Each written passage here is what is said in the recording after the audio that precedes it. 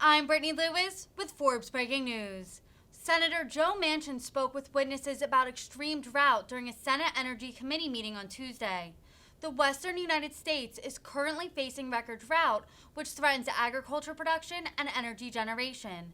The West Virginia Republican asked a panel of experts what the federal government should do to alleviate the drought, and also explored how the bipartisan infrastructure bill is being used to address the issue.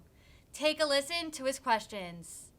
You think about, and as quickly as you can because we only have 5 minutes, but what role should Congress and the federal government have in Western drought and water management going forward? Mr. Toole, you've been very direct in some of the things that you've said. This doesn't make sense at all. So if we could start with Mr. Tootin, if you could tell me what you think we could do and help you do that job better to make sure that Western drought does not significantly get worse, but we can improve. First, thank you to this committee for the investment of $8.3 billion. For just investment in storage, it's roughly equivalent in the last 18 months of this administration that the previous administration invested. So we invested $461 million in storage alone. Resources are always of assistance, but really it's having to style. How quick is it going to be put out? How quick will that money be invested? Some of those we've already put out.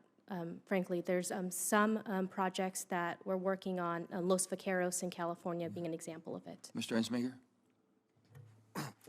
I think Congress needs to make massive investments in agricultural efficiencies. I agree with Mr. O'Toole that we need to prioritize food security, but we can't balance the structural deficit by evacuating cities. So we're going to need to make our ability to grow the same amount of food with less water a priority.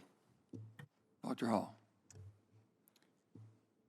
I think certainly one of the more urgent issues is providing the information that we need, and that includes continuing robust support for the USGS and NRCS that manage our data systems, approving Senator Cortez Masto's bill to implement OpenET in the USGS, and I think more broadly the support for giving the Bureau of Reclamation the broad flexibility to work with states on new approaches like groundwater management and groundwater storage.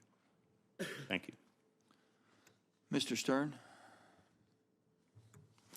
Well, Senator, as you know, we wouldn't at CRS necessarily recommend any one specific approach, but I would say that there is more support among observers for activities that can be done from the ground up and stakeholder-driven things that may vary from one basin to the next than there is for top-down, more command and control types of federal activity. Mr. O'Toole, do you have anything else you want to add to something you think would be the most urgent thing we could do? Senator, I testified in front of the World Bank last year as part of the climate meetings I went to, and the biggest word that they appreciated was scale.